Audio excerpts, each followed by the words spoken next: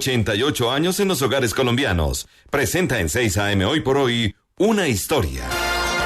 La historia de la elección de la persona que se convertirá en el próximo Contralor General de la República y que ha generado pues mucha preocupación en las últimas horas con una serie de realineamientos políticos, conformaciones de listas, decisiones de la Comisión Accidental, salida de gente de esa comisión. Ha dicho el presidente del Senado y del Congreso, el senador Roy Barreras, árbol que nace torcido es difícil de enderezar. Presidente, ¿lo van a poder enderezar o no? Buenos días. Buenos días, Gustavo, a todo el equipo, a las oyentes, a los oyentes de Caracol. Lo enderezamos ayer. No era fácil porque heredamos un proceso con falencias, con errores que significaron el mandato, la orden de los jueces, de los magistrados al Congreso de corregirlos. Lo que estábamos haciendo ayer era corrigiendo esas falencias por mandato de los jueces, la Constitución y la ley. Y contra todo pronóstico, a pesar de los intentos de sabotear el proceso, hoy lo puedo decir con franqueza en Caracol, de las zancadillas, de los tropiezos, de las renuncias, una cascada de renuncias premeditadas y además irresponsables, de todos los temores que se suscitaban en las redes, que creo que motivaron esta obstrucción al proceso que hubiera significado, Gustavo, realmente un vacío institucional. En el fondo, lo que pronosticaban era que fracasara la Comisión Accidental tenía un significado más allá de la mecánica electoral. El significado de que el presidente Petro se posesionara el próximo domingo 7 de agosto con la sensación de la imposibilidad de elegir Contralor y por tanto de la imposibilidad institucional de avanzar en el Congreso en una elección tranquila. No lo lograron. La Comisión Accidental sesionó. Le agradezco a los congresistas de todos los partidos, con excepción de 2 de oposición, que cumplieron su deber ayer. Y agradezco a las entidades internacionales y nacionales de veeduría. Gustavo, es la primera vez, usted lo habrá visto, en la historia que un proceso de selección se hace con veeduría nacional e internacional, transmitido en directo por las redes, por la televisión, en vivo, con la MOE, con el Centro Carter, con la red de veedurías. Y eso significó que se despejaron todas las especulaciones. Era falso que el proceso tenía como intención meter a las malas a un candidato del gobierno. El presidente Petro no tiene candidato, no lo tuvo, quedó demostrado ayer. Y también era falso que la intención era decapitar una candidata. O sea, por supuesto que generó en mi opinión, prematura adhesión de los partidos, que es legítima, pero era innecesaria, porque pensaban que había una orden del presidente de sacar una candidata que, entre otras cosas, había sido calificada como la mejor en los exámenes académicos, que no hicimos nosotros, sino la Universidad Industrial de Santander hace varios meses. Así que todo transcurrió tranquilamente, Gustavo, y como dicen los pilotos, una pequeña turbulencia que no afectó la seguridad del vuelo. Ahora, senador Roy Barreras, pues mucha gente, la lectura que tiene es la siguiente. Bueno, digamos que el presidente electo no tenía, en gracia de discusión, no tenía candidato, pero le hubiera gustado que en esta primera demostración de unidad de todas esas fuerzas políticas que han sido coordinadas en el Congreso, estuviera todo más acompasado. ¿Fue una primera derrota para el gobierno del doctor Petro? Fue otro triunfo de la bancada de gobierno y de los partidos de gobierno ayer. El primero fue la aprobación del Tratado de Escazú en nuestra primera sesión. El segundo triunfo, el finiquito de las 16 curules de paz. Ayer ganó el gobierno y las bancadas de gobierno porque pudimos avanzar en un proceso institucional sin crisis institucional. El 18 se elegirá Contralor y Contralora.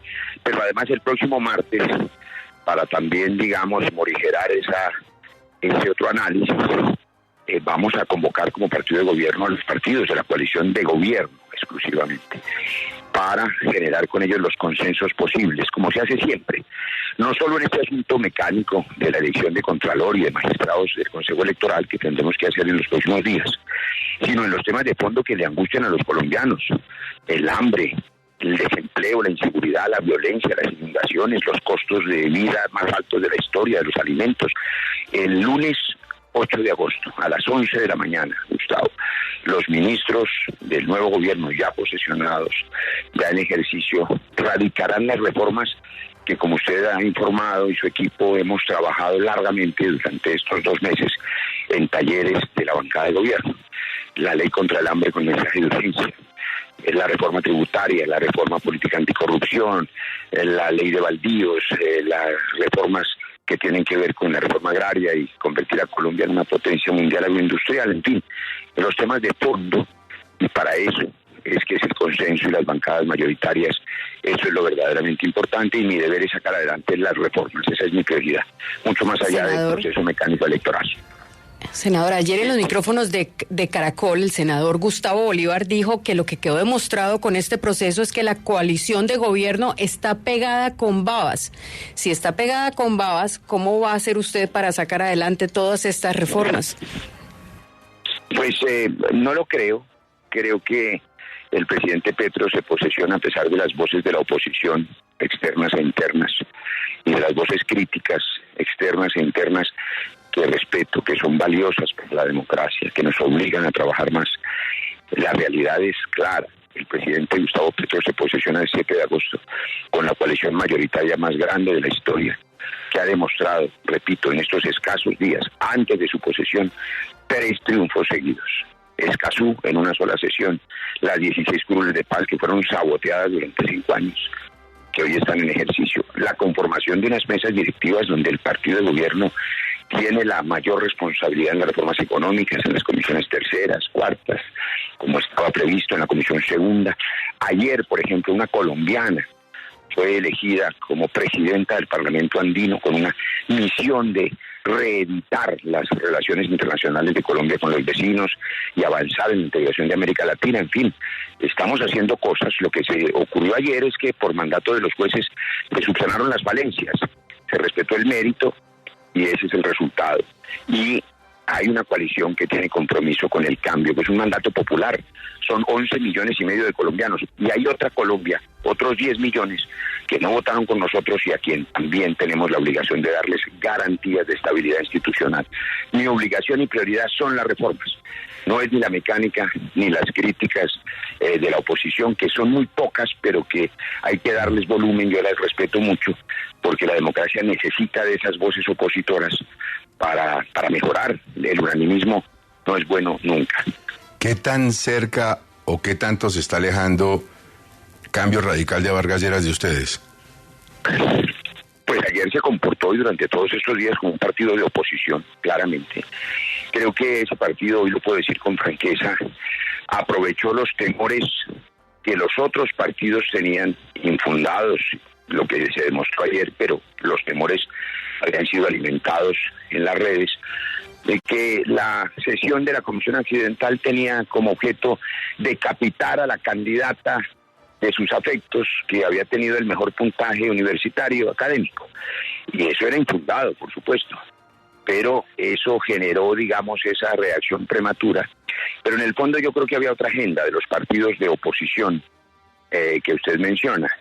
Era intentar que el presidente Petro se posesionara en medio de la incertidumbre del manejo de las mayorías en el Congreso, en un vacío institucional, sin poder elegir contralor, en fin, no lo lograron.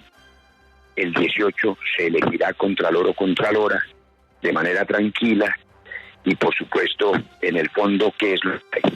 Una macro agenda económica de quienes sí saben que la prioridad nuestra, la mía, la del presidente, la de Colombia, es la reforma tributaria para poder pagar la ley contra el hambre, el subsidio a alimentos, a fertilizantes. Y a esos grupos privilegiados no les interesa la reforma tributaria. Intentaron sabotear las mayorías, no lo lograron. Ayer quedaron de nuevo demostradas. Todo salió bien, afortunadamente. Y reitero, como dicen los pilotos, una pequeña turbulencia que no afectó la seguridad del vuelo institucional. Senador, usted ya conoce y ya tiene en sus manos el texto de la reforma tributaria. ¿Qué nos puede adelantar a los colombianos de esta reforma? ¿Qué exenciones va a quitar a los distintos sectores de la economía colombiana? Sabe que una de las características, y no la más grata de tener presidencia del Congreso, es la labor institucional. Ustedes me conocen, saben que me gusta ser claro, franco, espontáneo, como senador de la República, pero presidiendo el Congreso me toca ser no solo prudente, sino respetuoso del fuero presidencial. Así que el 8 de agosto el ministro de Hacienda y el gobierno tendrán que dar respuesta a los colombianos y también a nosotros, al Congreso. En cambio, sí le ofrezco una posición institucional, no solo sobre la reforma tributaria, que creo que hay que aprobarla, y la ley contra el hambre, que es urgente, el subsidio de los alimentos más caros de la historia, sino sobre un asunto muy grave que es el tema de la paz, el tema de la muerte, del asesinato de policiales, de líderes sociales, ambientales, y de la mirada de organizaciones criminales que a sangre y fuego han estado azotando este país por esa maldición del narcotráfico. Allí yo espero que haya unidad de criterio, que haya organización.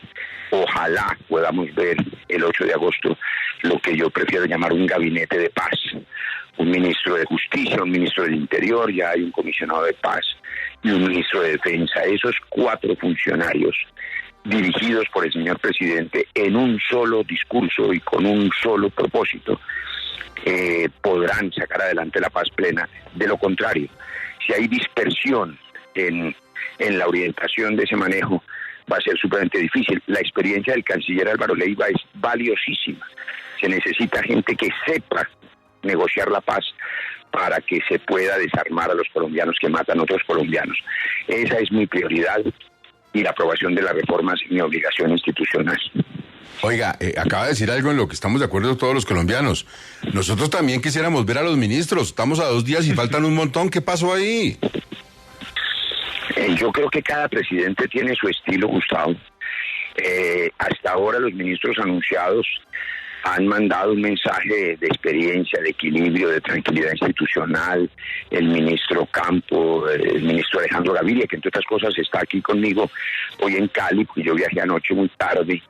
Vamos a instalar el primer bloque parlamentario del Pacífico, con los 4 gobernadores, con los parlamentarios de Chocó, Valle, Cauca, Nariño, y cada mes vamos a trabajar en la agenda del Pacífico. Hoy será el tema de la educación pública con el ministro Alejandro Gaviria. De suerte que esos ministros, Cecilia López, con esa gran experiencia en temas de agricultura, creo que han transmitido un buen mensaje. La incertidumbre pasará el 7, porque el 8, por supuesto, tendrá que haber un gabinete completo que espero sea tan equilibrado como el que hasta ahora se ha mencionado, pero que tenga un sello, el gabinete de la paz. Pero entonces en estos 3 días usted sigue ejerciendo de ministro del Interior. No, ni más faltaba. Mi oficio es el de dictar apenas el orden del día en las sesiones y tratar de ordenar el debate. Yo solamente soy el presidente de esas sesiones del Congreso, Gustavo. Presidente Roy Barreras, mucha suerte con el cúmulo Nimbus para el piloto. Y que pase la tormenta y que tengamos un contralor con una elección seria, respetable y que dé garantías. Buen fin de semana para usted y que la vaya bien el domingo, que no le llueva. Así será, y que no llueva, y bueno, hay piloto. Muchas gracias. Mimosa sabe a Colombia. Mimosa sabe a Colombia. Colombia, la marca preferida. En Colombia es la elegida. Sabores que nos unen. De Amazonas a la Guajira. Mimosa sabe a Colombia. ¿Se le acabaron los datos y falta mucho para el fin de mes? ¡Tranquilo! Ahora puede recargar por 2 su celular comprando paquetes de datos o voz desde 1.000 pesos en el app.